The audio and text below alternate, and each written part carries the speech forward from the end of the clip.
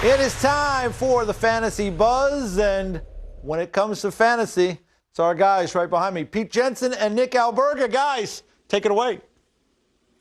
Thanks, EJ. We're looking at line combinations with fantasy implications like we love to on the NHL Fantasy on Ice podcast every Monday and Thursday. So, Nick, we're starting off with a guy in your neck of the woods up in Toronto, right? Alex Kerfoot. He shined in the playoffs last year, and he's making his mark here on a line with Austin Matthews. Yeah, Pete, I think the theme of this week's hit is look at the big boys and who's playing with them. Obviously, garden seats is what we'd like to call them in the fantasy world. And certainly we're looking at Alex Kerfoot, a 3-game week here for the Toronto Maple Leafs at Vegas, at Arizona, at St. Louis. He's playing with Bunting and Matthews on the top line. In the last 3 games, maybe overshadowing, I should say, to a tad, Brian Rust. 3 games played, 2 goals, 6 assists, 8 points, and a +6 for Alex Kerfoot. So we're all over him, but we're looking at a rival, too, in the Boston Bruins, right?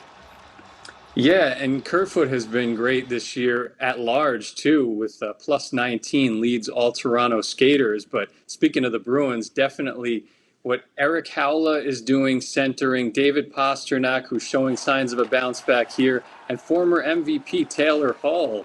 I mean, Howla's got a 4-game point streak. Hall's got a 5-game point streak entering their game Monday against Washington.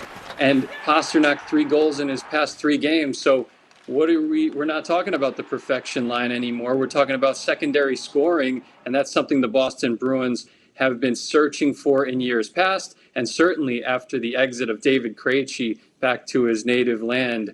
I mean, they needed this now more than ever, and it makes them a scary team in the Eastern Conference. I am very curious to see how long this lasts, and this new look combo of Hall and Pastrnak has started to cook, and so have the Boston Bruins, which is interesting, of course, with Tuukka Rask on the mend. Could be making his debut this season just around the corner. We'll get to that coming up, but certainly I think you look at Boston in general, there's actually value. You talk about the big boys, Craig Smith in the top 6, and here obviously with Eric Howla centering that second line for the Boston Bruins. So I'm all over that as well, Pete. And let's go to Broadway next. Why don't we do that? Sure. I'm looking at the potential return of Artemi Panarin tonight at the Kings from COVID protocol, and the chance that he lines up with his usual line mate Ryan Strome, but also Barclay Goodrow. And like Kerfoot, who we mentioned earlier, Goodrow is center, left wing, right wing eligible in Yahoo Fantasy Leagues, tri-eligible, like we like to say, the ultimate flexibility. And he's got 6 points in his past 5 games with a +6, 9 shots, and 10 hits. So covering the categories. And I think, Nick, we've seen in recent years, it hasn't been a big name on the right side of Panarin. 2 years ago, it was Jesper Fast. Last year, it was Colin Blackwell. Maybe this year, it's Barclay Goodrow.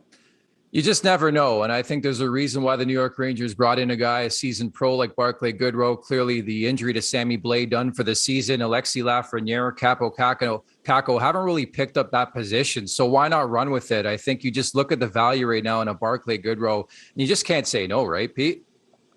And Goodrow, like Eric Howla, to an extent, covers the hits category, which is something you're always looking for in addition to any scoring pop and strong line mates and even strength placement. So now we're hitting the fan questions for today. We got a question from Luke Roberts 05 on Instagram asking, should I add Pavel Francouz from the Colorado Avalanche? Now you may be asking yourself out there, why would you add a clear backup? Darcy Kemper's been so good this year, right, Nick? He's 16-5, but the save percentage is a little shaky, so maybe some room for Francouz to get in on the action more often. Well, first off, I would say it was the right move by Jared Bednar tonight, going to Pavel Francouz after he got the victory in that crazy game against Toronto Maple Leafs back on Saturday. And it is a pair of back-to-back. So it's a 4-game week as we broke down here in our fantasy stuff today for the Colorado Avalanche. So that means a pair of starts for Pavel Francouz. And I guess we'll call them favorable, Pete. They're playing Seattle tonight, and Francouz will start. And then they got a home-and-home with Arizona coming up next weekend. So I think there's obviously some short-term value. It's still Darcy Kemper's crease, but I think you have to take a look, no?